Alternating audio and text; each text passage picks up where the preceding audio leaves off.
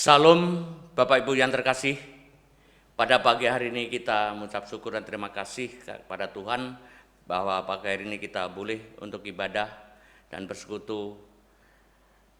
Bapak Ibu yang terkasih, ada sukacita pada pagi hari ini.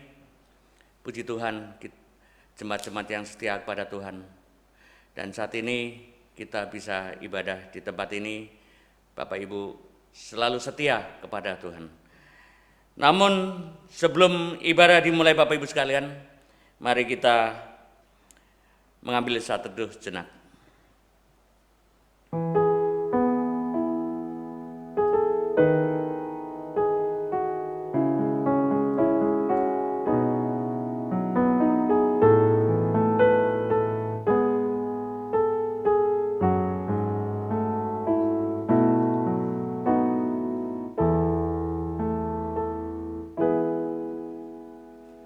Amin.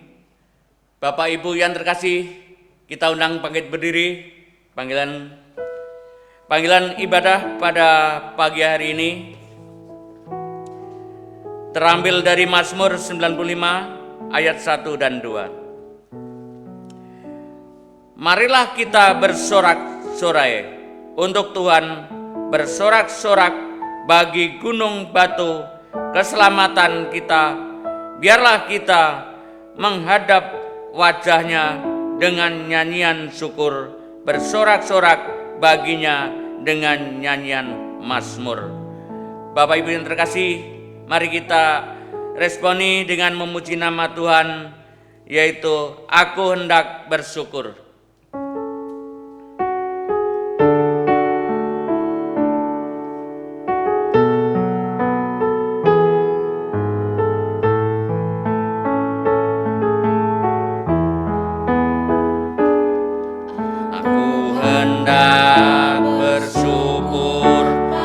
Tuhan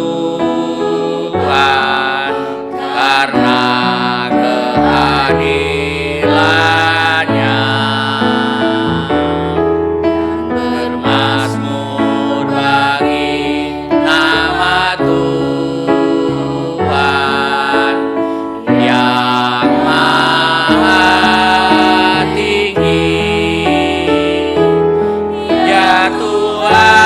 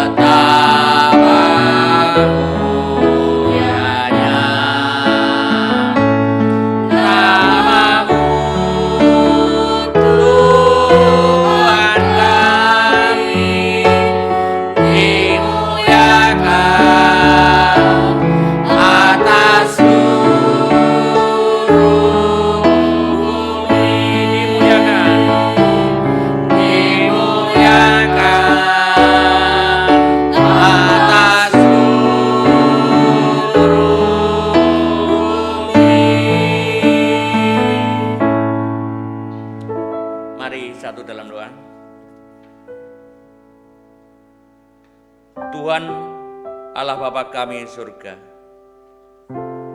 kami mengucap syukur dan terima kasih ya Tuhan, karena Engkau pagi hari ini Engkau beri kesempatan untuk memuji dan memuliakan nama-Mu di tempat ini ya Tuhan. Ya Allah ya Tuhan kami, yang kami sembah di dalam nama Yesus Kristus. Ya Tuhan, berkati jemaat-jemaat-Mu pada pagi hari ini ya Tuhan, saat ini memuji dan memuliakan nama-Mu. Kiranya Tuhan selalu hadir di tengah-tengah ibadah kami ini ya Tuhan. Tuhan Allah Bapa kami surga, ibadah ini kami serahkan ke dalam tangan-Mu. Dari awal hingga akhir tidak ada gangguan apapun, sehingga tidak ada suatu halangan suatu apapun ya Tuhan Ya Allah ya Tuhan kami, berkati dan urapi seluruh jemaat-Mu, sehingga dia akan mendengar ibadah ini dengan hikmat dan nikmat untuk mendengarkan firman-Mu nanti ya Tuhan. Tuhan Allah Bapa kami surga, ibadah ini kami serahkan kepada Tuhan, sehingga Tuhan selalu membimbing dan memimpin pada pagi hari ini. Terima kasih ya Tuhan, semua itu kami serahkan ke dalam tangan-Mu, Tuhan Yesus Kristus. Kami telah berdoa. Amin. Silakan duduk Bapak Ibu sekalian.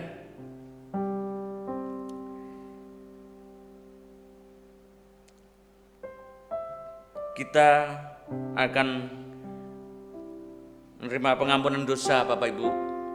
Bapak Ibu mempersiapkan diri supaya Tuhan akan melawat Bapak Ibu sekalian, dan Tuhan akan menilai dosa-dosa kita dan akan mengampuni dosa-dosa kita saat ini. Dosa yang besar maupun dosa yang kecil, Tuhan selalu akan mengampuni pada pagi hari ini. Mari kita awali dengan memuji nama Tuhan, yaitu tetap setia.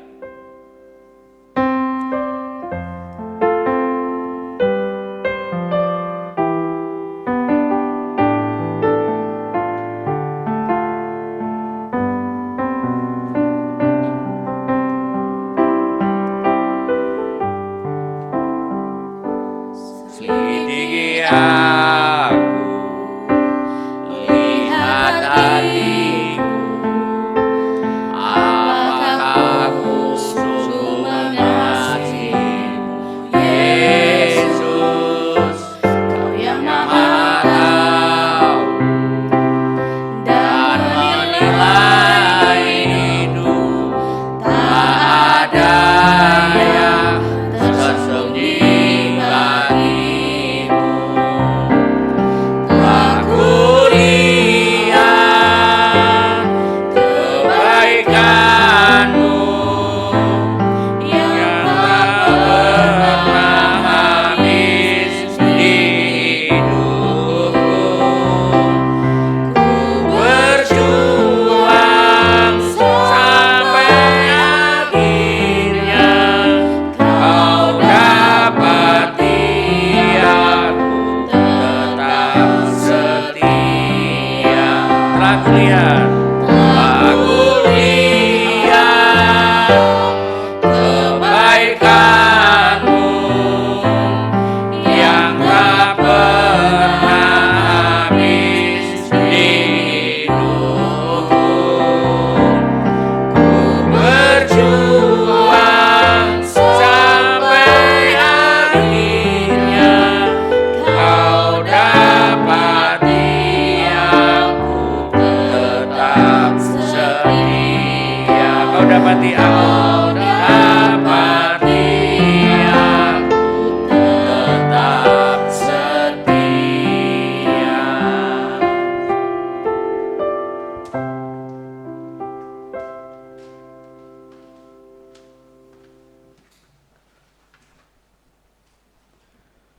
Ayat pengakuan dosa terambil dari Mazmur 79 ayat yang ke-9. Tolonglah kami, ya Allah penyelamat kami, demi kemuliaan nama-Mu, lepaskanlah kami dan ampunilah dosa kami oleh karena nama-Mu. Bapak Ibu Saudara, saya undang bangkit berdiri. Mari kita datang kepada Tuhan, mengakui setiap dosa dan pelanggaran kita di hadapan Tuhan.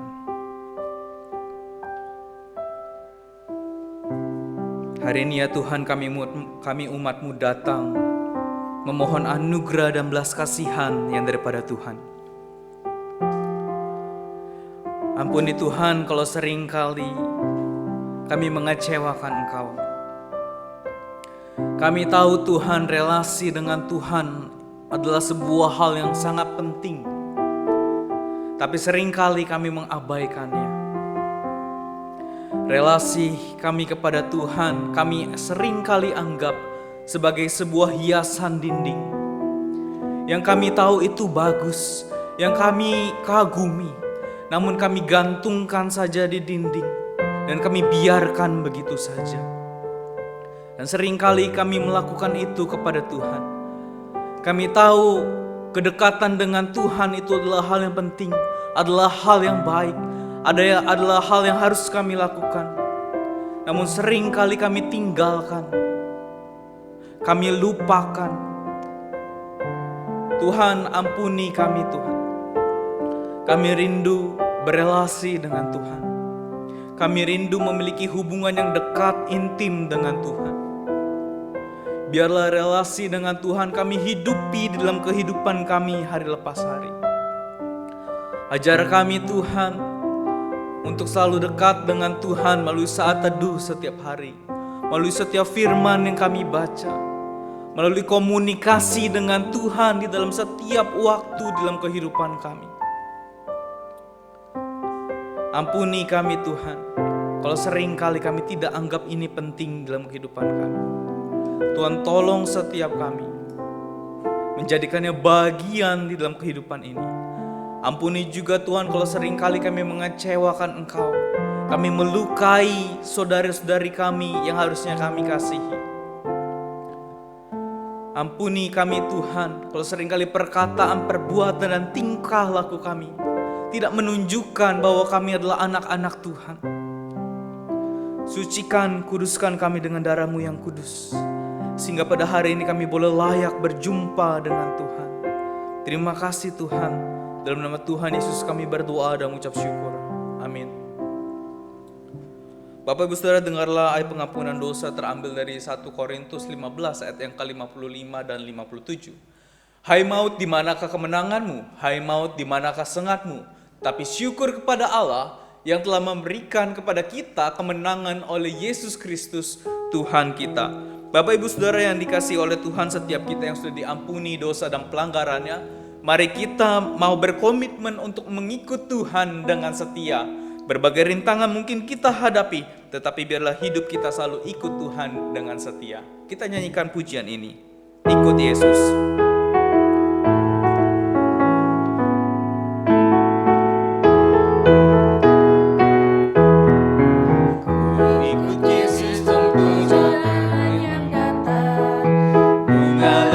Atau sumber air yang sejuk, hatiku tenang bila Yesus memimpinku menuju ke surga. Pasti ku ikut, ikut Yesus, ku mau ikut Yesus ke tempat manapun. Ku ikut Yesus, ikut Yesus, ku mau ikut Yesus. Kemana ya pimpin, ku mau ikutnya. Ku ikut Yesus tentu jalan bahaya, badai topan awan gelap merintangiku. Hatiku tenang bila Yesus memimpinku. Ku tak gentar karena Dia di sisiku. Ikut Yesus, ku mau ikut Yesus ke tempat manapun. Ku ikut Yesus, ikut Yesus, ku mau ikut Yesus. Kemana ya pimpin, ku mau ikut Dia. Bapak Ibu Saudara, dengan tetap bangkit berdiri, mari kita bersama dengan segala gereja di segala abad dan tempat, mari kita mengikrarkan pengakuan iman kita, pengakuan iman rasuli. Aku percaya kepada Allah, Bapa yang Maha Kuasa, Khalik langit dan bumi, dan kepada Yesus Kristus anaknya yang tunggal Tuhan kita, yang dikandung daripada Roh Kudus, lahir dari anak darah Maria, yang menderita sengsara di bawah pemerintahan Pontius Pilatus, disalibkan, mati dan dikuburkan, turun ke dalam kerajaan maut. Pada hari yang ketiga, bangkit pula dari antara orang mati, naik ke surga, duduk di sebelah kanan Allah, Bapa yang Maha Kuasa.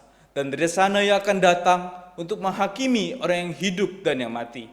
Aku percaya kepada Roh Kudus, gereja yang kudus dan am, persekutuan orang kudus, pengampunan dosa, kebangkitan tubuh, dan hidup yang kekal. Amin. Silakan duduk Bapak Ibu Saudara sekalian.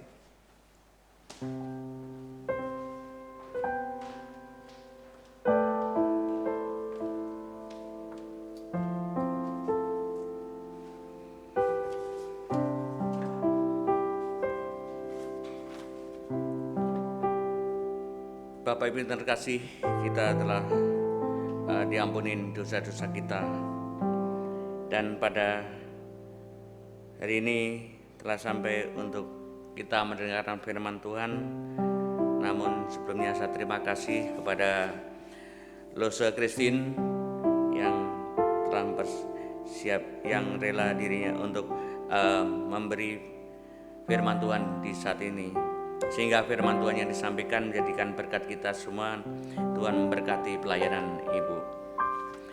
Bapak Ibu yang terkasih, sebelumnya kita memuji nama Tuhan, yaitu seperti rusa rindu air.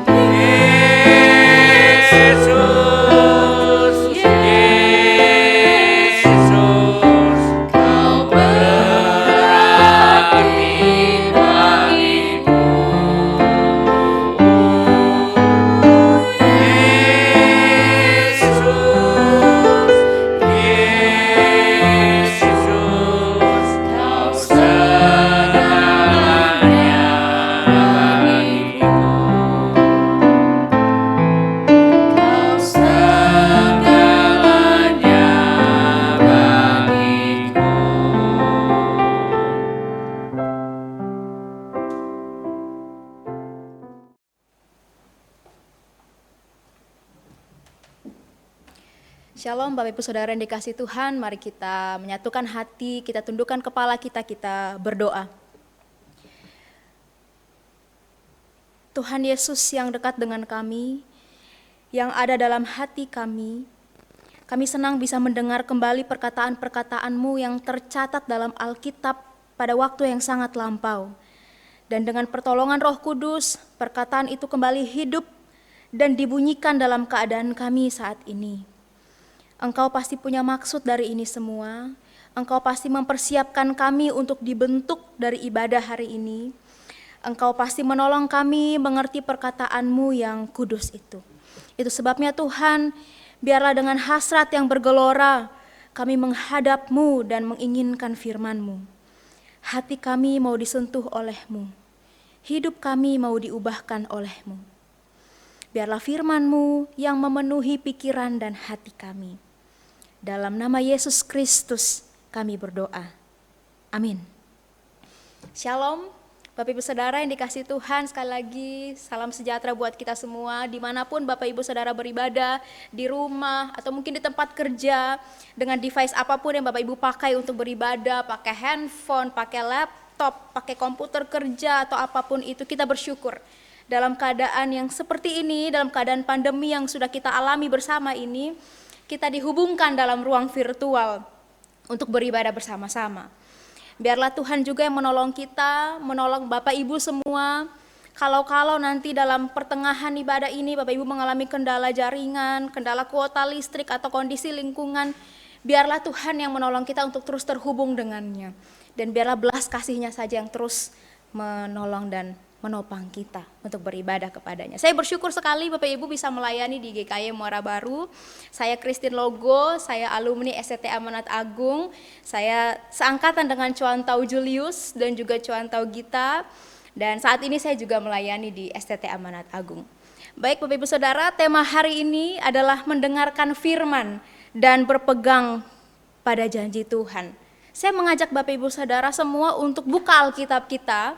Kita baca dari Keluaran 19. Keluaran 19 ayat 1 sampai ayatnya yang ke-6. Kita akan fokus ke situ. Keluaran 19 ayat yang pertama sampai ayatnya yang ke-6. Saya mengajak Bapak Ibu semua untuk membaca bersama-sama dengan saya bersuara.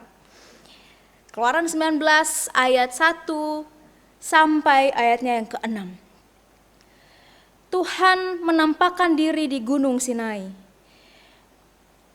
Pada bulan ketiga setelah orang Israel keluar dari tanah Mesir, mereka tiba di padang gurun Sinai pada hari itu juga. Setelah mereka berangkat dari Rafidim, tibalah mereka di padang gurun Sinai. Lalu mereka berkemah di padang gurun.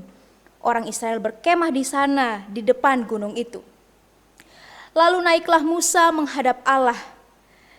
Dan Tuhan berseru dari gunung itu kepadanya, beginilah kau katakan kepada keturunan Yakub dan kau beritakan kepada orang Israel.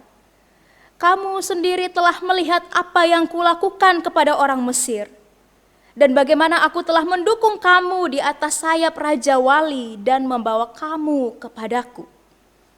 Jadi sekarang, jika kamu sungguh-sungguh mendengarkan firman-Ku, dan berpegang pada perjanjianku, maka kamu akan menjadi harta kesayanganku sendiri dari antara segala bangsa, sebab akulah yang empunya seluruh bumi. Kamu akan menjadi bagiku kerajaan imam dan bangsa yang kudus. Inilah semuanya firman yang harus kau katakan kepada orang Israel. Saudara yang dikasihi Tuhan, kita ini kan sebenarnya sudah mengalami krisis yang cukup panjang ya, sudah kurang lebih 1,5 tahun lah kita mengalami ini. Krisis ini mengguncang banyak hal dalam hidup kita. Dan kita tahu bahwa krisis pandemi bukan krisis satu-satunya yang kita hadapi bersama di tahun-tahun terakhir ini. Ada banjir, ada longsor, ada angin badai, ada kebakaran hutan. Dan kita mendengar ada konflik di Papua, juga ada konflik Israel dan Palestina. Ditambah lagi dengan masalah atau krisis kita masing-masing dalam kehidupan kita. Di sekolah, di tempat kerja, di rumah dan sebagainya. Hampir setiap hari kita menghadapi krisis. Hampir setiap hari kita mendengar krisis orang lain. Krisis hidup itu memang selalu ada dan banyak gitu Bapak Ibu Saudara. Tidak bisa ditinggal, tidak bisa dilupakan. Krisis selalu menuntut keputusan-keputusan cepat dalam hidup kita. Yang akhirnya kita ambil tanpa mau kita mendengar Tuhan. Dan bahkan memengaruhi percaya kita kepada Tuhan. Seperti itu. Jadi krisis hidup kita ini akhirnya membuat kita begini. Gegabah dalam mengambil keputusan kita tanpa mau mendengar Tuhan, tanpa mau berpegang teguh pada Tuhan.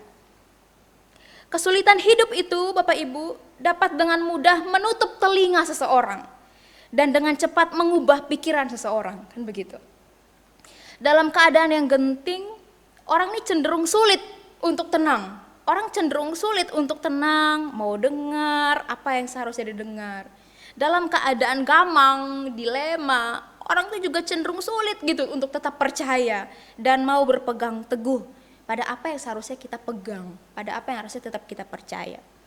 Nah, kehidupan yang penuh dengan krisis Bapak Ibu. Kehidupan yang terus bergulir dengan krisisnya nggak berhenti-berhenti. Ini tuh dialami oleh orang Israel dalam konteks kita sebenarnya. Dan Alkitab kan juga seringkali menggambarkan kepada kita kehidupan orang ikut Tuhan itu selalu ada krisis. Dan orang Israel dalam konteks kita pada hari ini, mereka mengalami krisis yang bertubi-tubi begitu, bergulir terus. Mulai dari mana? Mulai dari mereka jadi budak di Mesir. Mereka jadi budak di Mesir, lalu proses keluar dari Mesir kan juga itu krisis. Itu kan prosesnya tuh alot sekali, tarik ulur dengan Firaun. Lalu bahkan ketika mereka sudah diizinkan keluar dari Mesir, mereka tetap dikejar oleh pasukan. Dan akhirnya terbelahlah laut Teberau dan mereka bisa lolos dari kejaran pasukan Firaun itu. Lanjut lagi, mereka mengalami krisis lagi di padang gurun, mereka kehausan, mereka kelaparan dan sebagainya. Nah, dalam krisis-krisis itu Bapak Ibu, yang terus bergulir, aspek apa yang paling terpengaruh dalam diri bangsa Israel? Yang paling terpengaruh dalam diri mereka itu adalah sikap mereka untuk mau mendengar dan berpegang teguh pada janji Tuhan. Sikap itulah yang paling berubah dalam hidup mereka. Bayangkan begini Bapak Ibu ya, saat Musa diutus Tuhan untuk bebaskan bangsa Israel kan. Dan bilang ke bangsa Israel bahwa Allah akan membawa mereka keluar ke tanah perjanjian seperti yang sudah Tuhan janjikan kepada pendahulu mereka. Apa yang dicatat Alkitab ketika Musa menyampaikan itu kepada bangsa Israel waktu mereka masih di Mesir? Keluaran 6 ayat 8 mencatat begini. Tetapi mereka tidak mendengarkan Musa karena mereka putus asa dan karena perbudakan yang berat itu. Dalam krisis itu mereka tidak mendengarkan Musa. Sebenarnya kan ini sebenarnya 11-12 dengan apa yang dialami juga oleh Firaun kan Bapak Ibu ya. Firaun kan juga sudah didekati oleh Musa dan Harun kan, dijelaskan mau keluarkan bangsa Israel dari Mesir. Tapi dikatakan Keluaran 7 ayat 13. Dibilangkan begini, tetapi hati Firaun berkeras sehingga tidak mau mendengarkan mereka keduanya seperti yang telah difirmankan Tuhan. Hati Firaun berkeras sehingga tidak mau mendengarkan. Problem mendengarkan memang selalu terjadi ketika ada di dalam satu krisis yang hebat. Saat sudah keluar dari perbudakan nih kan Bapak Ibu. Saat sudah keluar dari perbudakan, Israel kan mengalami kelaparan dan kehausan. Krisis lain lagi nih kan sebenarnya. Mereka kemudian marah-marah dan bilang, ini mah buat kita mati di sini nih Musa nih. Mending kita di Mesir lah kalau begini. Bisa kenyang dengan roti dan daging di kuali, katanya begitu. Tapi pas dikasih makanan sama Tuhan juga diberikan ketentuan kan sama Tuhan waktu dikasih makanan. Dikasih ketentuan dan sebagainya. Pun itu juga tetap dilanggar akhirnya. Sampai-sampai kan Tuhan mengatakan, seperti yang di layar kita, di Keluaran 16 ayat 28, Tuhan mengatakan, berapa lama lagi kamu menolak mengikuti segala perintahku dan hukumku? Berapa lama lagi kamu tidak mendengarkan perintahku? Kira-kira seperti itu. Berapa lama lagi? Bapak Ibu Saudara, krisis tuh buat bangsa Israel pada saat itu memang tidak stabil untuk tetap ikut Tuhan. Tidak stabil akhirnya untuk mendengar, tidak stabil untuk berpegang teguh pada janji yang sudah Tuhan berikan kepada mereka. Tidak stabil akhirnya karena krisis. Masakan perkara makanan, mereka mau balik ke tanah perbudakan kan? Padahal kan mereka sudah sama-sama merasakan kemenangan. Sudah sama-sama merasakan senang sama-sama, kita bebas gitu. Sudah susah sama-sama gitu keluar dari perbudakan itu. Dan mereka juga sedang dituntun ke tanah perjanjian kan, sesuai dengan apa yang sudah Tuhan janjikan, dan akhirnya mereka bisa beribadah kepada Tuhan. Saya tidak meremehkan perkara makanan di sini. Karena makan itu kebutuhan pokok seseorang, itu penting dalam kehidupan. Namun yang saya tekankan di sini adalah mental dan keputusan hidup yang justru akhirnya menyesali apa yang terbaik buat mereka. Mereka menyesal dengan pembebasan itu, menyesal dengan di gurun lapar gitu. Mereka menyesal dengan itu dan mau balik lagi ke Mesir, perbudakan. Mereka ini hanya membandingkan makanan yang ada di Mesir dan yang ada di gurun, Bapak Ibu Saudara. Mereka tidak melihat mengapa mereka ada di gurun pada saat itu. Mereka tidak memikirkan lagi kemana mereka akan pergi sebenarnya. Mereka tidak ingat lagi siapa yang sedang tuntun mereka di gurun itu. Perkara makanan bikin mereka mau balik lagi ke perbudakan, Bapak Ibu Saudara. Di tengah tidak stabilnya mereka, kadang percaya, kadang tidak percaya. Kadang mendengar, kadang tidak mendengar. Kalau ketemu krisis yang hebat, balik aja lah ke Mesir. Kalau ketemu makan, dikasih ketentuan, dikasih makanan, lalu dikasih ketentuan sama Tuhan, tetap juga melanggar. Gak stabil dalam mendengar dan berpegang teguh pada Tuhan. Tetapi di dalam ketidakstabilan itu Bapak Ibu, tidak stabil itu, justru Alkitab mencatat bahwa Allah konsisten. Allah konsisten mendengar. Dan Allah setia pada janjinya kepada mereka. Ini kita bisa lihat ya. Di satu sisi manusia ini tidak stabil dalam mendengar, tidak stabil dalam percaya. Muncul hilang gitu ya percayanya. Muncul hilang niat mau mendengarnya. Tetapi di tengah ketidakstabilan itu, Alkitab justru mengatakan pada kita Allah konsisten mendengar mereka. Allah konsisten memerhatikan krisis mereka. Allah konsisten setia pada janjinya. Ini menarik sekali. Saudara ingat apa yang dikatakan Allah saat mengutus Musa?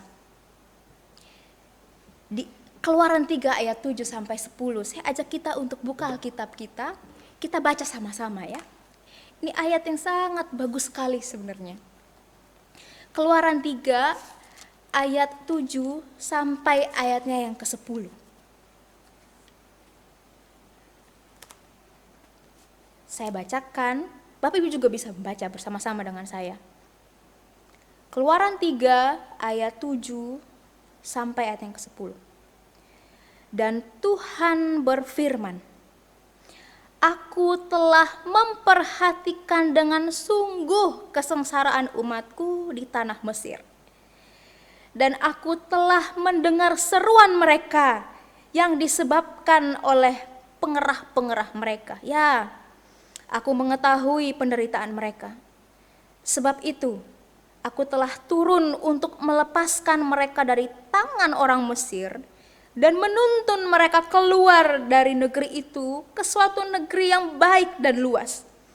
Suatu negeri yang berlimpah susu dan madunya. Ke tempat orang Kanaan, orang Het, orang Amori, orang Feris, orang Hewi dan orang Yebus. Sekarang seruan orang Israel telah sampai kepadaku. Juga telah kulihat betapa kerasnya orang Mesir menindas mereka. Jadi sekarang, pergilah. Aku mengutus engkau kepada Firaun untuk membawa umatku, orang Israel, keluar dari Mesir. Ayat yang indah sekali sebenarnya Bapak Ibu. Rasanya itu seperti begini, ketika kita lagi susah sekali. Ketika kita lagi susah, kita tahu ada yang dengar kita. Kita tahu dia bukan hanya dengar kita, tapi dia berpihak pada kita. Dia berpihak pada kita, dia bela kita. Ada yang mau bela kita, ada yang mau tolong kita. Itu satu ketenangan tersendiri sebenarnya dalam krisis yang dihadapi. Ingat ketika Habel dibunuh oleh Kain, Allah kan mengatakan kepada Kain, darah adikmu itu berteriak kepadaku. Yang berarti aku mendengar teriakan itu. Aku mendengar itu, Kain. Di mana saudaramu? Allah kita Allah yang mendengar. Ketika bangsa Israel sungut-sungut tentang makanan di gurun Sin, Musa mengatakan di Keluaran 16 ayat 5. Dikatakan begini, dan besok pagi kamu melihat kemuliaan Tuhan karena ia telah mendengar. Ia telah mendengar sungut-sungutmu kepadanya. Allah kita adalah Allah yang mendengar, Bapak Ibu. Mendengar jeritan kita. Mendengar susah hati kita. mendengar pedihnya kita, lukanya kita. Bahkan ketika kita tidak berteriak pun secara fisik melalui mulut kita, Dia dengar kedalaman hati kita. Allah kita Allah yang mendengar dalam krisis kita. Dan bukan hanya mendengar, Dia tetap menuntun kita seperti janjinya Dia kepada kita. Bapak Ibu Saudara dikasihi Tuhan, pergi ke tanah perjanjian yang berlimpah dengan susu dan madu. Itu kan tempat yang sangat dirindukan sebenarnya. Pergi ke tempat di mana bangsa Israel bisa beribadah. Itulah yang Tuhan janjikan kan sebenarnya. Itu yang Tuhan janjikan kepada pendahulu-pendahulunya. Engkau akan diberikan tanah perjanjian. Tempat yang berlimpah susu dan madu. Tempat di mana engkau bisa beribadah kepada Tuhan. Itu sudah Tuhan janjikan. Dan itulah yang Tuhan genapi sesungguh-sungguhnya kan. Ketika Tuhan mengeluarkan bangsa Israel dari Mesir. Dan ketika Dia berjanji, kita melihat Dia setia menepati janji itu. Sambil memasang pandangannya kepada keadaan bangsa Israel. Sambil memasang telinganya untuk mendengar bangsa Israel. Bangsa Israel sendiri kan menyaksikan itu Bapak Ibu Saudara. Menyaksikan betapa Tuhan memelihara mereka, menuntun mereka. Menyaksikan mereka mengalami itu.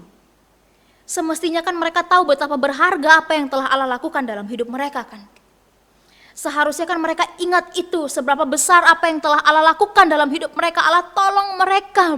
Bukan seperti bantuan orang asing kepada orang yang kena musibah kan. Allah kita bukan Allah asing yang memberikan sumbangan yang kasih dah kepada yang kena musibah kan, bukan begitu. Tetapi Allah kita tolong kita sebagai miliknya. Sebagai miliknya, sebagai biji matanya. Harta kesayangannya, Dia tolong kita. Makanya tepatlah penggambaran burung Raja Wali di pasal 19 ayat 4. Yang tadi sudah kita baca Bapak Ibu Saudara. Mungkin Bapak Ibu pernah mendengarnya ya. Karena memang penggambaran burung Raja Wali ini kan cukup sering disebutkan di Alkitab. Saat induk Raja Wali mengajar anaknya untuk terbang. Dia akan mendorong keluar anaknya dari sarang. Dorong keluar. Dan induknya itu akan terbang bersama anaknya, dan ketika anaknya hendak terjatuh karena belum stabil, belum terlatih terbang, dia akan segera menukik paling bawah, menangkap anaknya, menangkap anaknya, ditaruh di punggungnya, dan dilindunginya dibawa ke atas, seperti itu. Menarik sebenarnya penggambaran ini. Ada yang mengatakan Raja Wali itu memang sedikit berbeda dengan burung lain. Karena induk Raja Wali itu tidak mengangkat anaknya dengan cakar, tidak. Tetapi ditaruhnya anaknya di punggungnya, dilindungi dan dibawa terbang. Jadi kalau ada pemburu yang memanah dari bawah, harus melewati induk ini dulu. Harus melewati induk Raja Wali dulu sebelum menyentuh anaknya yang ada di punggungnya itu. Seperti itulah Allah menolong umatnya. Menarik sekali. Seperti apa yang tertulis sebenarnya di Ulangan 32 ayatnya yang ke-10. Ia mendapati mereka sedang mengembara di tempat yang sepi di padang belantara. Lalu Ia melindungi dan memelihara mereka dan menjaga mereka seperti miliknya. Dalam terjemahan yang lebih sederhana. Itu dalam terjemahan yang lebih sederhana. Kalau dalam terjemahan Alkitab terjemahan baru dikatakan begini. Didapatinya dia di suatu negeri, di padang gurun, di tengah-tengah ketandusan dan auman padang belantara. Dikelilinginya dia dan diawasinya, dijaganya sebagai biji matanya. Menarik sekali sebenarnya ini.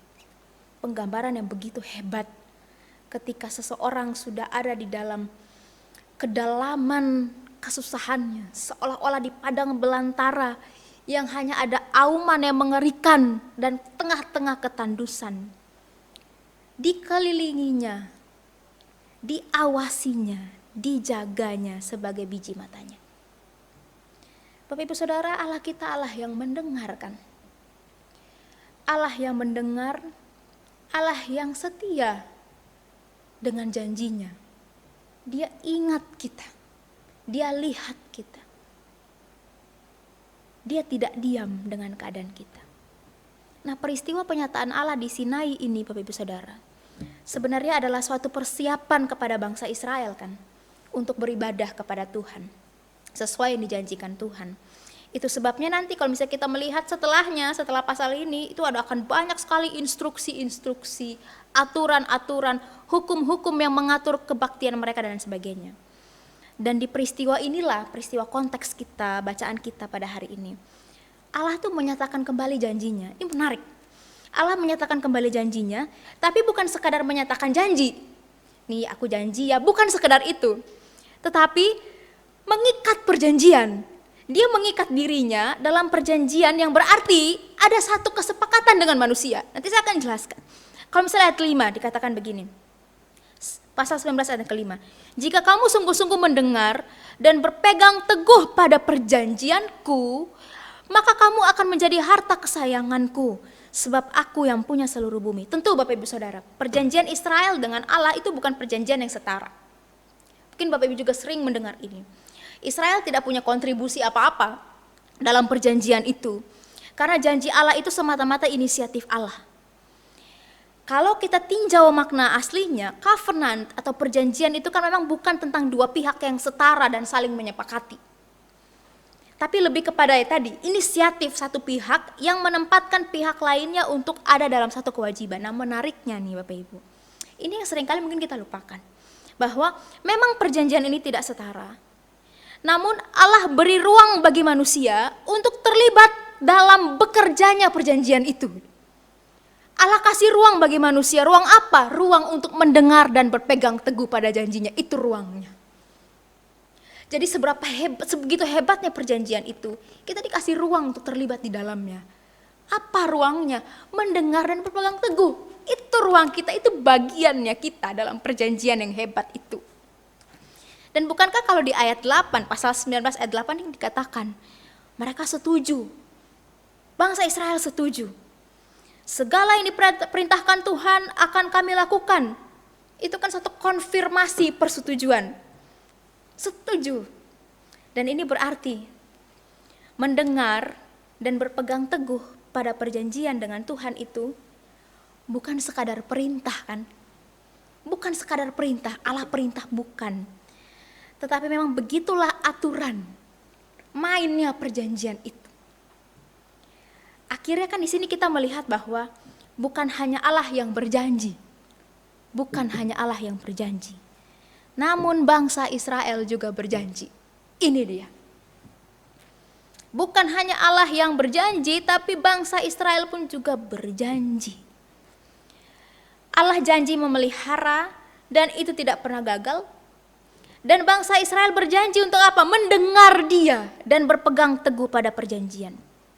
Ini bukan bermaksud bahwa Allah hanya menjaga bangsa Israel selama mereka, bangsa Israel ini mendengarnya dan berpegang teguh pada perjanjiannya, bukan. Bukan juga berarti bahwa berkat Tuhan itu bergantung pada tindakan mereka, tindakanku, bukan. Karena jelas sebelum masuk dalam perjanjian ini, kan dalam pasal ini kan jelas berkat Tuhan kan selalu ada bagi bangsa Israel. Berkat Tuhan selalu ada, tidak pernah berhenti. Berkat Tuhan kan bukan aktif saat perjanjian itu terjadi, kan bukan. Dari sebelum-sebelumnya. Sebelum bangsa Israel mengatakan, aku akan berpegang teguh, aku akan mendengar. Sebelum Israel mengatakan itu, Allah sudah menolong mereka. Sebelum bangsa Israel mampu beribadah kepadanya dengan hati yang benar, Allah sudah menolong mereka.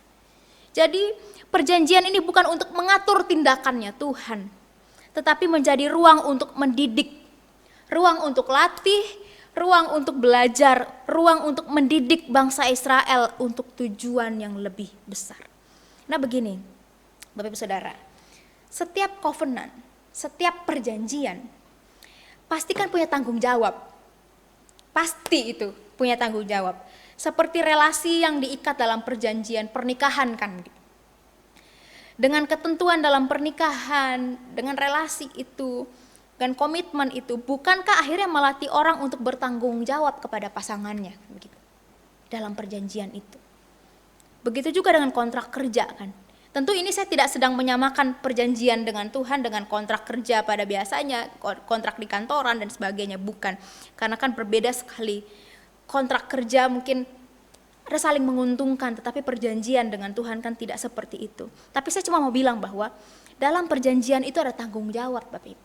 Ada tanggung jawab. Bukankah dalam kontrak pekerjaan kerja itu terdiri dari ketentuan-ketentuan yang mengatur sehingga relasinya berjalan baik. Bayangkan kalau tidak ada ketentuan, yang bekerja bisa pergi kapan saja, yang memberikan pekerjaan bisa pergi kapan saja, tidak memberikan gaji dari karyawan dan sebagainya, kan begitu. Tetapi dengan adanya kontrak, dengan adanya perjanjian, dengan adanya ketentuan-ketentuan itu, relasi ini kan berjalan dengan baik. Kontrak kerja juga berjalan dengan baik, pekerjaan juga berjalan dengan baik. Dalam perjanjian kan kita diberikan ketentuan yang akhirnya melatih kita, Bapak Ibu. Kita ini dilatih sebenarnya.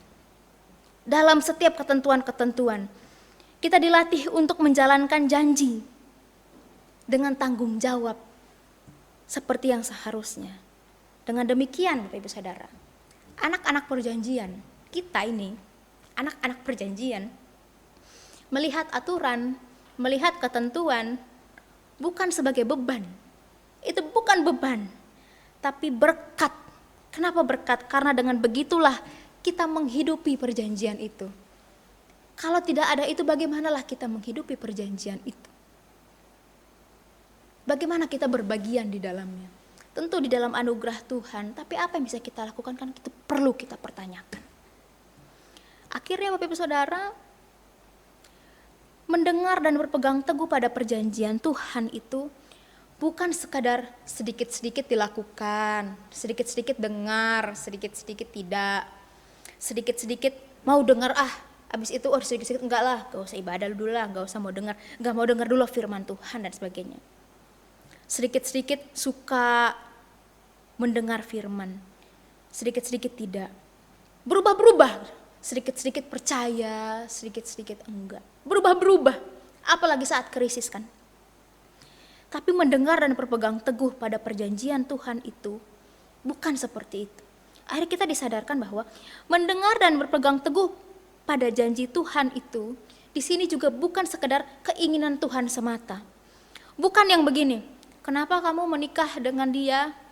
Kan bukan yang jawabnya dia yang mau menikah. Kan bukan begitu. Bukan seperti itu. Pun juga kenapa kita mendengar dan berpegang teguh pada janji Tuhan? Kenapa sih kita didorong terus untuk mendengar dan berpegang teguh pada Tuhan? Kan kita gak bisa jawab, Tuhan yang mau. Gak bisa begitu kan? Tapi karena itu bagian dari perjanjian kita dengan Tuhan. Itu bagian kita, Bapak Ibu Saudara. Allah setia dengar kita. Allah setia memerhatikan kita. Dia tepati janji pada kita. Begitulah Allah hidupi perjanjian itu. Begitulah cara dia menghidupi perjanjian itu. Lah kita, bagaimana kita menghidupi perjanjian itu? Ya dengan mendengar dan berpegang teguh. Itu dia. Menariknya di sini, Allah bukan sekadar berjanji, ini penting juga Bapak Ibu Saudara dalam perikop kita. Allah bukan sekadar berjanji menjadikan bangsa Israel itu jadi harta kesayangan untuk diri mereka sendiri. Kayak orang yang memilih bangsa yang begitu hebat, merawat satu bangsa gitu ya, lalu untuk dirinya sendiri. Seperti penguasa yang memilih bangsa disokong kebutuhannya, lalu itu untuk dirinya sendiri. Bukan. Allah bukan seperti itu. Allah bukan sekadar berjanji menjadikan bangsa Israel jadi harta kesayangan yang untuk diri mereka sendiri. Bukan untuk Allah dan juga bukan untuk bangsa Israel itu sendiri. Tapi sebenarnya mempersiapkan bangsa Israel ini untuk satu tujuan yang lebih besar. Apa? Yaitu di ayat yang ke-6, menjadi bangsa yang kudus, menjadi kerajaan imam. Ini menarik. Kudus dan kerajaan imam itu bukan bicara tentang Israel semata-mata. Bukan bicara tentang mereka semata-mata. Tapi tentang mereka ini dikhususkan, dijadikan berbeda. Agar apa? Agar menarik bangsa lain mengenal Tuhan, itu dia. Kerajaan imam juga begitu, bukan tentang kerajaan sendiri, tetapi sebagai mediator yang memberitakan Tuhan kepada orang lain, seperti itu, Bapak Ibu Saudara. Itulah mengapa ada yang mengatakan bahwa Allah memang secara khusus buat janji sama bangsa Israel, khusus pilih mereka, khusus menjadikan mereka harta kesayangan, tapi untuk satu tujuan yang besar bagi banyak orang. Ketika kita mendengar dan berpegang teguh pada Tuhan, Bapak Ibu, itu berarti kita sedang disiapkan untuk jadi berkat, itu poinnya. Mendengar dan berpegang teguh pada perjanjian itu yang pertama, itu how kita living the covenant, menghidupi covenant itu, perjanjian itu. Tapi di sisi yang lain, kita mendengar dan berpegang teguh itu adalah cara Tuhan mempersiapkan kita menjadi berkat bagi banyak orang. Kita bukan dipelihara Tuhan jadi harta kesayangan untuk diri sendiri, bukan. Kita kan sekarang suka gini ya, kita kadang tersiksa ketika kita banyak menerima berkat nih. Kita banyak terima berkat, tapi tidak tahu bagaimana menjadi berkat. Misalnya, kita juga kebingungan mungkin karena kita merasa tidak bisa membantu orang lain. Karena kita merasa kita pun terbatas untuk bantu orang lain. Ini bukan tentang membantu dalam hal uang dan sebagainya, bukan sekedar tentang itu, tapi tentang pribadi diri kita ini yang jadi berkat bagi orang lain. Dan dalam perjanjian Tuhan, ketika kita belajar mendengar Dia, kita belajar dengar Dia, kita belajar pegang teguh pada janjinya, kita dilatih jadi berkat. Kita dilatih jadi berkat. Dan itu semua hanya akan terjadi kalau Allah yang memelihara kita, yang selalu berikan kita kesempatan untuk berlatih saat kita gagal. Seperti Raja Wali yang siap menukik menjemput anak-anaknya ketika anak-anaknya gagal untuk terbang. Yang saya tekankan di sini adalah begini Bapak Ibu, bahwa mendengar dan berpegang teguh sesungguhnya bukan sekadar perintah Tuhan kepada kita, namun itu janji kita juga kepadanya. Jangan lupa itu pun janji kita kepadanya. Menariknya, Allah melibatkan kita dalam perjanjian itu. Dia kasih kita ambil bagian dalam perjanjian itu, kan? Kita dengar Dia, kita percaya Dia, dan Dia jadikan kita harta kesayangannya, bukan untuk diri kita sendiri, tetapi untuk tujuan yang besar. Akhirnya ini membuat kita sadar, Bapak Ibu Saudara, Allah sampai saat ini memelihara kita dalam krisis yang begitu besar. Bukan hanya untuk menghasilkan refleksi bahwa oh Allah itu baik, kita punya Allah yang baik ya. Bukan hanya sampai refleksi itu. Bukan hanya untuk udah Tuhan mah baiklah, seperti dulu-dulu Dia baik. Bukan hanya sampai refleksi demikian. Tapi seharusnya dalam krisis hidup yang besar mengingatkan kita pada pemeliharaan Tuhan. Dan kalau Tuhan masih pelihara dalam krisis yang kita hadapi sampai saat ini, mestinya itu mengingatkan kita bahwa oh iya ya, memang ini perjanjian. Karena ada perjanjian antara aku dan Tuhan. Ada perjanjian yang Dia buat dan Dia menepati janjinya. Dalam perjanjian itu Dia menepati janjinya. Itu berarti Bapak Ibu, mestinya ketika kita dipelihara Tuhan dalam krisis kita, krisis apapun yang Bapak Ibu alami, kita diberkati, kita dipelihara, itu jadi pengingat buat kita mestinya bahwa oh ya, karena ada perjanjian antara aku dan Allah. Maka itu berarti mendengar dan berpegang teguh pada Dia itu mestinya tetap berjalan. Dan begitulah persiapan kita dijadikan berkat bagi orang lain oleh Tuhan. Kita kadang lupa ini gitu. Kita kadang lupa ini. Kita ambil pemeliharaan Tuhan dalam hidup kita begitu saja kadang. Dan kita lupa bahwa kita ada dalam perjanjian dengannya. Yang berarti kita mestinya dengar dia dan setia padanya, itu dia, itu bagian kita. Kita menikmati Allah yang menepati janji, tapi kita tidak menepati janji kita kepadanya. Mungkin ini yang sering menghambat kita begitu untuk tetap mendengar, berpegang teguh pada Tuhan, karena kita suka lupa sama perjanjian ini. Kita suka lupa bagian kita suka lupa menghidupi perjanjian itu. Allah setia menghidupi janjinya. Bagaimana dengan janji-janji kita kepada Tuhan? Kita jadinya lupa bahwa ternyata pemeliharaan Tuhan bukan sekadar juga untuk diri kita sendiri kan, tapi untuk menjadi kudus, menjadi berbeda, menjadi berkat, memberitakan tentang Tuhan. Seperti yang saya katakan di awal bahwa krisis hidup seringkali memberatkan kita untuk mendengar apa yang Tuhan ingin kita lakukan dalam hidup kita.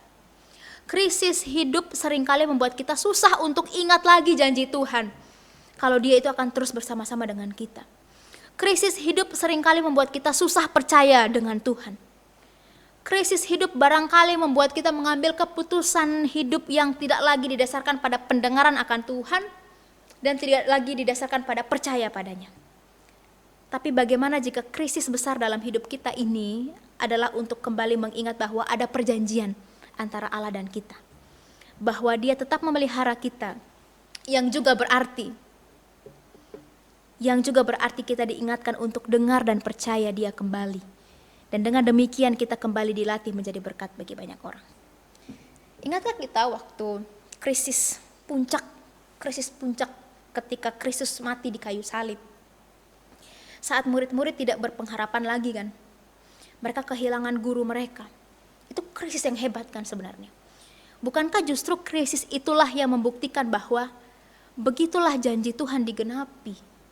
Begitulah janjinya digenapi untuk menebus umatnya. Seperti perjanjian yang sudah Dia buat dengan kita. Bukankah mestinya itu mengingatkan kita pada perjanjian? Krisis itu mengingatkan kita pada perjanjian.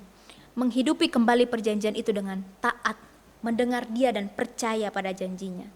Dan ketika kita dengar Dia dan percaya padanya dalam krisis kita yang paling hebat sekalipun, percayalah, kita tidak sekadar menunaikan janji kita padanya kok. Kita tidak sekadar menepati janji kita kepadanya, bukan sekadar itu. Tidak sekadar melaksanakan perintahnya karena Dia mau kita laksanakan, bukan sekadar itu. Tapi kita juga sedang dibentuk jadi berkat. Itu penting sekali.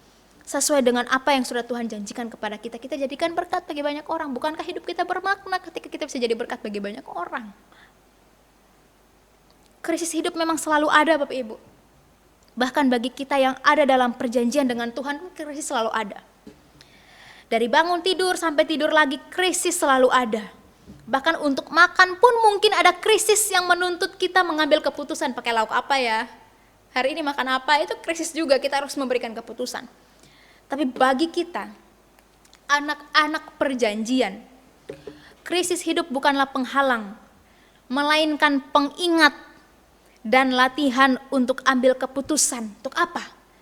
Untuk dengar Dia, untuk terus percaya pada Tuhan, sambil menikmati proses menjadi berkat bagi banyak orang. Amin. Mari kita berdoa. Tuhan, kami bersyukur punya Allah yang mendengar kami dan berpegang teguh pada janji-Mu. Terima kasih karena Engkau setia Tuhan pada janji-Mu. Memang ada banyak krisis yang kami hadapi, tapi kami punya Allah yang memelihara kami sampai saat ini. Ampuni kami yang hanya menerima pemeliharaan-Mu begitu saja, tanpa mengingat janji kami kepadamu bahwa kami seharusnya mendengar dan percaya, pegang erat janji pemeliharaan Tuhan dalam hidup kami. Ampuni kami juga ketika krisis yang terjadi dalam hidup kami, bukannya mengingatkan kami padamu, bukannya membuat kami mendengar-Mu dan percaya padamu, namun justru membuat kami mengambil keputusan-keputusan hidup tanpa mau mendengar-Mu atau tanpa percaya padamu. Kami susah Tuhan ketika krisis hidup terjadi dalam hidup kami. Namun kalau Tuhan yang sudah berjanji, maka kami percaya Tuhan yang akan terus menopang kami. Dan kalau kami masih ditopang, itu berarti kami percaya hidup kami ini untuk jadi berkat bagi banyak orang. Biarlah firman-Mu hari ini menghibur kami yang mungkin hampir putus asa dalam krisis hidup kami. Tuhan, kami bersyukur karena Engkau tetap memelihara kami. Tuhan tidak pernah gagal. Dan Tuhan tetap memberikan kami kesempatan untuk menghidupi janji dalam Tuhan, untuk terus mau mendengar-Mu dan percaya kepadamu, menjadi berkat sampai seluruh bumi bertekuk lutut dan mengakui Engkau sebagai Allah satu-satunya. Kiranya Engkau juga yang terus memberkati GKY Muara Baru ya Tuhan. Memberkati hamba Tuhan, memberkati majelis, pengurus, aktivis, jemaat-Mu dimanapun berada. Kiranya gereja ini dapat menjadi gereja yang mau mendengar-Mu dan berpegang teguh padamu. Karena dengan begitulah gereja menghidupi janji Tuhan dan dibentuk menjadi berkat dalam krisis yang hebat sekalipun. Terima kasih Tuhan. Dalam nama Yesus Kristus kami sudah memohon dan mengucap syukur. Amin.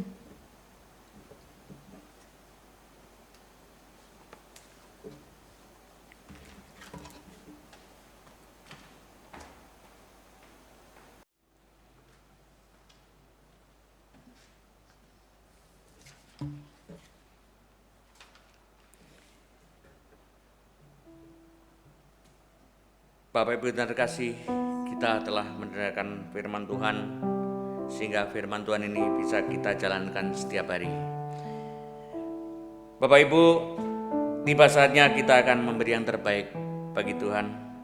Sebelumnya Bapak Ibu bisa memberi persembahan melalui barcode, juga melalui rekening Pospay Muara Baru, yaitu rekening BCA.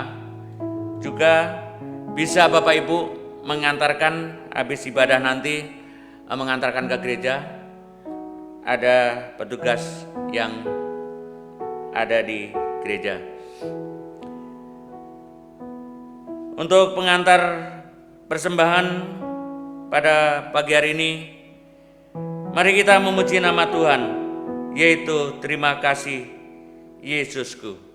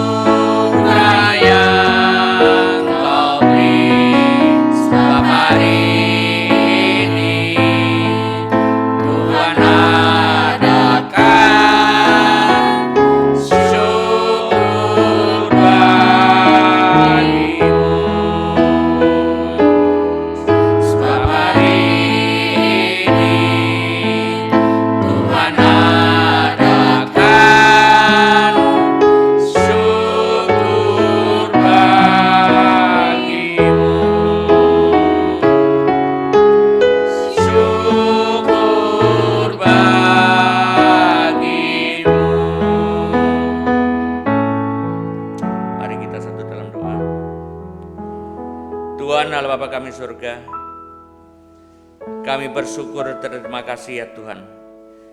Kami telah mendengarkan firman-Mu ya Tuhan, sehingga firman-Mu yang kami dengar pada pagi hari ini menjadikan kekuatan dan menjadikan dalam kehidupan kami jalankan setiap hari ya Tuhan.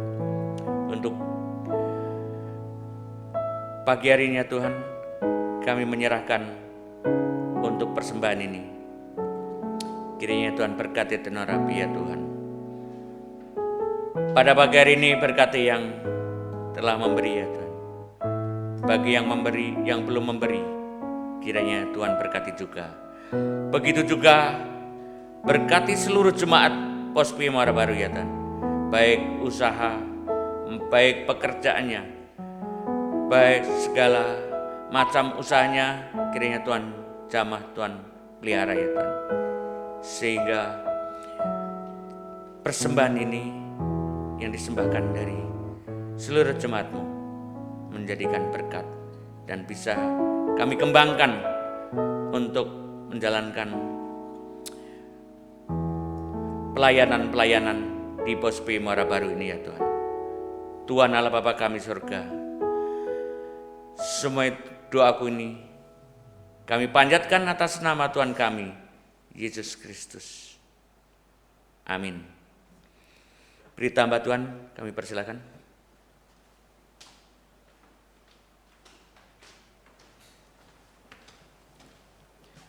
Shalom Bapak Ibu Saudara yang terkasih dalam Tuhan. Puji syukur pada hari ini kita dapat beribadah walaupun masih secara online. Bapak Ibu Saudara, bulan depan kita berencana membuka ibadah secara onsite atau dalam gedung ibadah, namun dibatasi dengan protokol kesehatan yang ketat. Bapak Ibu Saudara, mari nantikan bulan depan waktu dan tanggalnya nanti akan diberitahukan kepada Bapak Ibu Saudara di minggu keberapa kita akan membukanya. Silakan Bapak Ibu Saudara terus memperhatikan pengumuman-pengumuman yang ada, dan tentunya Bapak Ibu Saudara yang bisa datang adalah Bapak Ibu Saudara yang sehat begitu ya. Bapak Ibu Saudara yang kurang sehat boleh beribadah di rumah pun Tuhan bisa hadir dan menjamah Bapak Ibu Saudara sekalian. Bapak Ibu Saudara, Rabu ini tetap diadakan persekutuan doa melalui audio, akan diberikan nanti ada renungan berupa audio akan diberikan, juga nanti pokok doa dan puji-pujian akan diberikan melalui teks. Silakan Bapak Ibu Saudara mengikutinya. Kemudian minggu depan kita akan kembali beribadah kepada Tuhan. Bapak Ibu Saudara, mari persiapkan hati kita terus mendengar suara Tuhan, berbakti kepada Tuhan di ibadah hari Minggu. Bapak Ibu Saudara, kita terus akan membahas kitab Keluaran. Kita sudah masuk di Keluaran 20 di hukum yang pertama, dan minggu-minggu berikutnya kita akan mengulas tentang hukum-hukum ini. Bapak Ibu Saudara, silakan Bapak Ibu Saudara nanti memperhatikannya, mengikutinya, dan saya rindu Bapak Ibu Saudara bisa bertumbuh di dalamnya. Menyampaikan firman Tuhan nanti adalah Lause Budianto, dan setiap kita yang akan melayani kiranya Tuhan boleh menolong di minggu depan. Demikian Bapak Ibu Saudara pengumuman dari saya. Bapak Ibu Saudara, mari kita berdoa untuk beberapa hal. Kita berdoa untuk keamanan bangsa dan negara kita agar kiranya Tuhan terus boleh menjaga bangsa dan negara kita boleh tetap aman, dijauhkan dari pihak-pihak lain atau teroris yang berusaha mengancam, diberikan kedamaian, toleransi yang tinggi satu dengan yang lainnya. Kita berdoa juga untuk rencana ibadah onsite kita atau di dalam gedung gereja, kiranya Tuhan boleh tolong semua persiapannya, dan kalau semua persiapannya sudah oke, maka kita akan membuka ibadah di dalam gedung gereja. Kemudian kita terus berdoa untuk jemaat-jemaat kita di dalam segala pergumulannya, sakit penyakit, pergumulan keluarga, pekerjaan, keuangan, dan lain sebagainya, kiranya Tuhan yang boleh menolong. Mari kita berdoa. Hari ini Tuhan, kami kembali berdoa untuk bangsa kami, bangsa Indonesia. Kami berdoa memohon Tuhan boleh melindungi bangsa ini ya Tuhan. Jauhkan bangsa kami daripada kekacauan.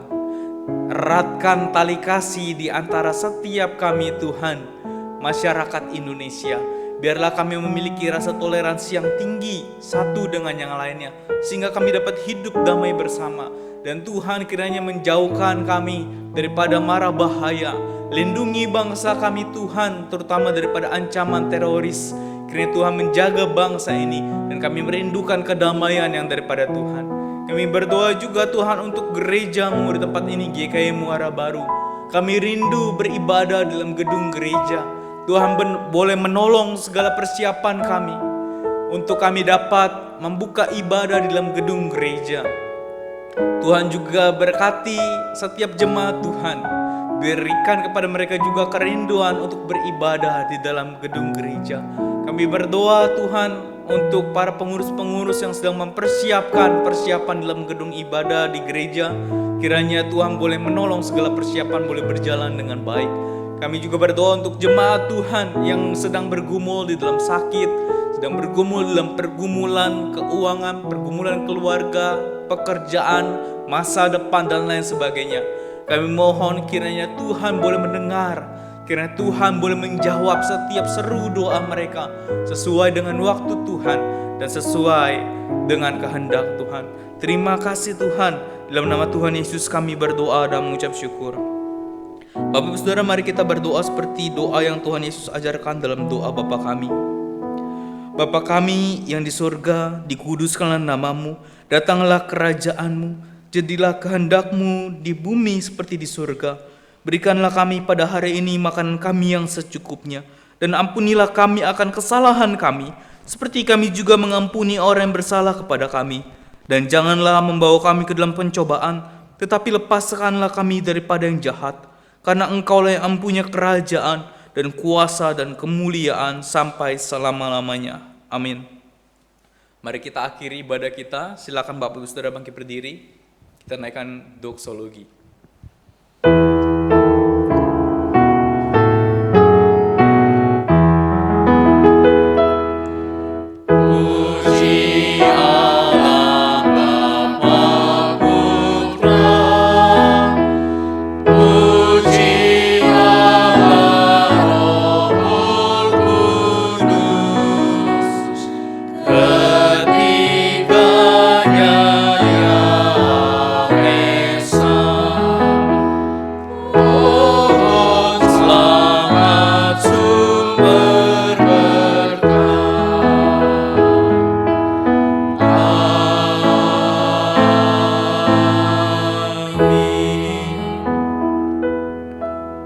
Bapak Ibu Saudara yang terkasih dalam Tuhan, arahkan hatimu kepada Tuhan dan terimalah berkat daripada Tuhan. Kiranya kasih karunia daripada Allah Bapa, anugerah keselamatan daripada Kristus Yesus, pimpinan penyertaan daripada Allah Roh Kudus, menyertai kita, memampukan kita hidup di dalam Tuhan, mulai dari hari ini sampai selama-lamanya. Amin.